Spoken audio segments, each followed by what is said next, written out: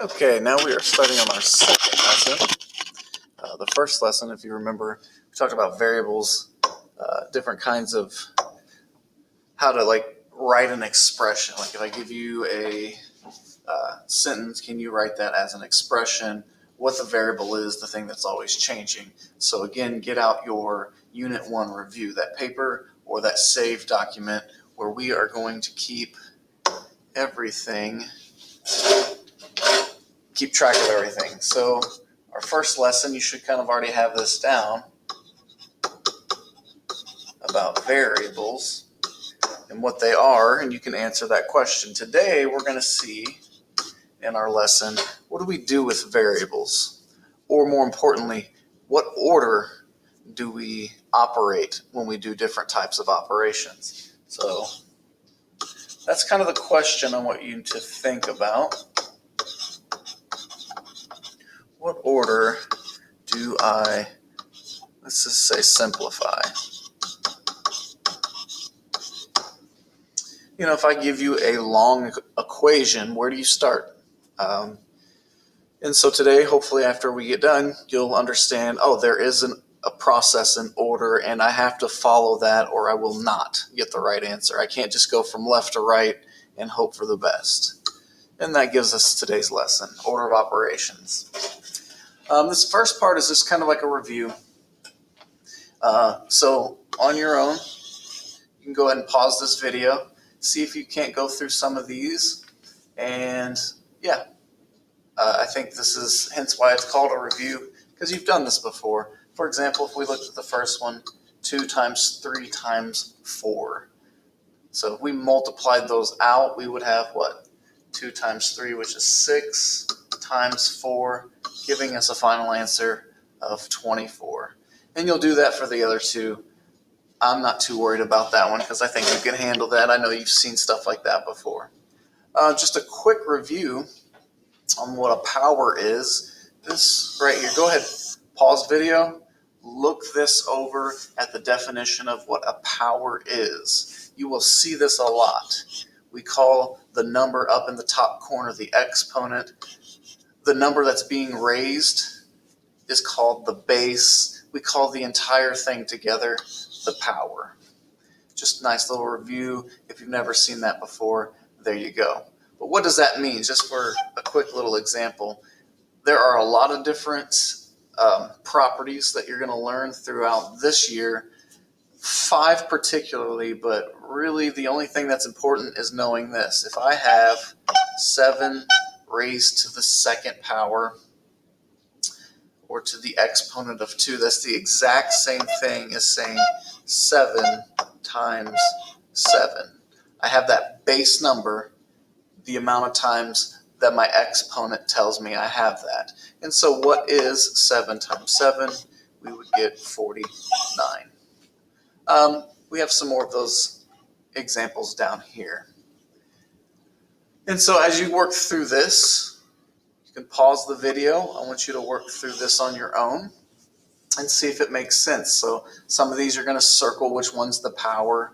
You're going to circle which one's the base. And just kind of know the distinction between those two things. But you can read it from number 4 to number 6 and answer those questions. And when I look at your notes, that's what I'm going to be looking over to see what you think about those. And when we have class together, you'll come back and say, hey, on number 6, was that one this? Or what did they mean by underline the base of each one?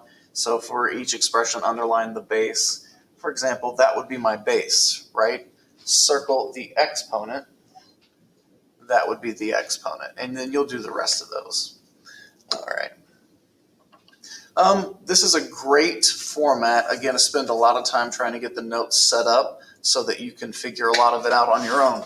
But on this one, let's try to find the simplified version of 3 to the 4th power.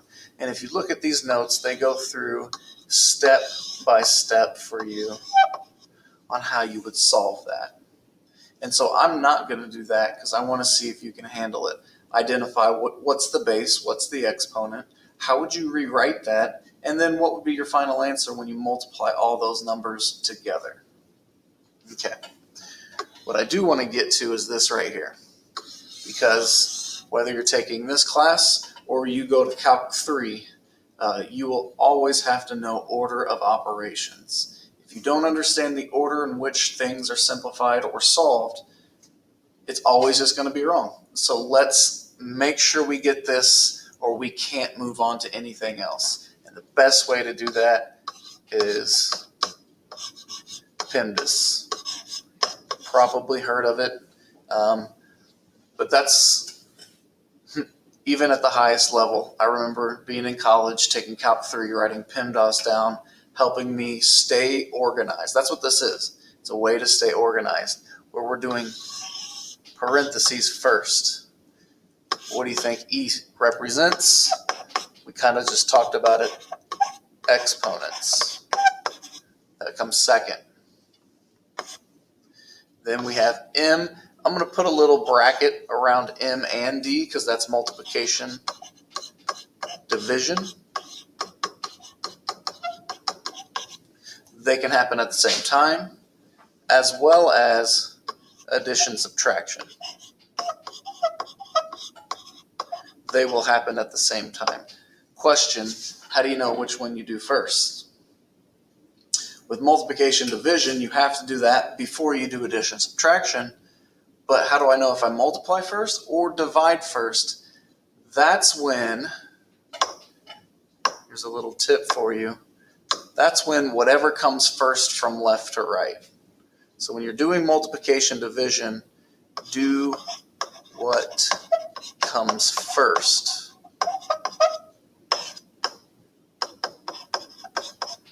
From, left. Like when you read from left to right. From left to right. So if you're stuck with which one do I do, multiplication or division, because I have both here, do which one comes first, and you can't go wrong with that. So anyway, PEMDAS. That's what it is. You've probably seen it, but now we're just going to practice, and you're going to see this for the rest of the year. So let's get good at it now. Okay. Jumping down here to our first problem. I don't know what the deal is with that, but sure. Okay. So our first problem, we want to simplify this. If you looked at this thing, man, and you'll see in your homework, it's going to get confusing. You're going to look at this and get kind of overwhelmed, and that's where PEMDAS is nice, because it's a little organization in a chaotic world of what do I do first? And I don't know how many times you've had that problem. You have an example in front of you, or you're taking a test and you're just like, where do I start? If you've ever had that problem, and I have that problem, PEMDAS is going to be your best friend. So just even to get in the habit, this is kind of something I do if you need to organize your thoughts here. And I'm looking at this, and where do I start? I don't know, but I don't see any parentheses. But I do see an exponent.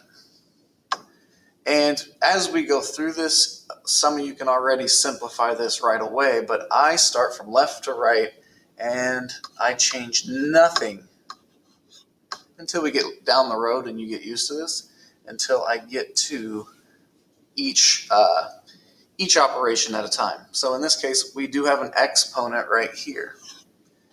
And what is 4 to the second power? Remember, we're taking our base, and in this case, we're writing it twice.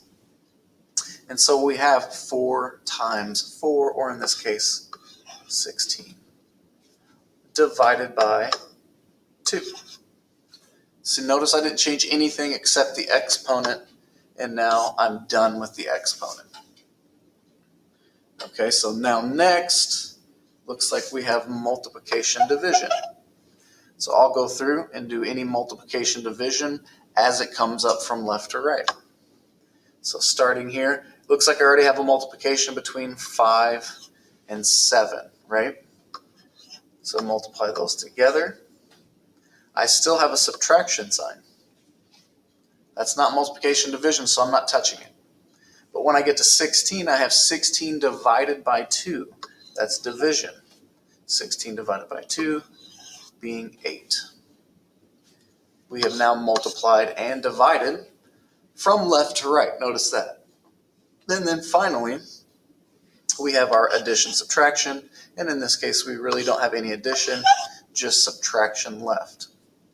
And I can take 35, subtract 8 from that. What do we get there? 27? Yeah. So we'll get a final answer of 27. Cool thing about this is you can pause this video, backtrack and watch it again, because heads up, your entire homework, the majority of it is doing this, making sure you understand PEMDAS. Okay? Let's keep going. We have another one. It's a little different, but we're still going to have to use PEMDAS. Okay, in this case, what is the value when we have A equals 3, B equals 4, and we have this expression? Now, you might be thinking, I'm not sure what to do. What's your gut telling you to do? It's interesting that statistically, your first gut reaction is generally the right reaction. If A equals 3 and you see an A here, what do you think you should do with it? My gut's just telling me to plug it in. Wherever I see an A, I'll plug 3 in. My gut's saying wherever there's a B, I'm going to plug 4 in. Maybe I'm wrong. I don't know. Let's just see what happens. Worst case scenario, plug it in and I do it all wrong and I realize, oh, that's not how you do it. Darn, got to do something different. But for now, that's what I'm going to do. So I have 3, but instead of B, I'm replacing it with what? 4. Minus A squared, or in this case, A is 3 squared. Let's see if we substituted that correctly. Looks like there's a B, I plugged in 4, there's an A, I plugged in 3. Hey, this kind of looks like the problem we had. This turns into PEMDAS. Okay? So from left to right, I do my little PEMDAS. Again, the more you do this, the less you have to write this out. But do you see any parentheses? I kind of do see parentheses. So inside these parentheses, is there anything you can simplify any more than what it is? No. Even though there was parentheses, don't get me wrong. So I checked it, nothing I can do inside there. If I had like a 4 plus blah, blah, blah, I would have to simplify that first for sure, but I have nothing else. So then I move to exponents, and we do have an exponent. So let's simplify this.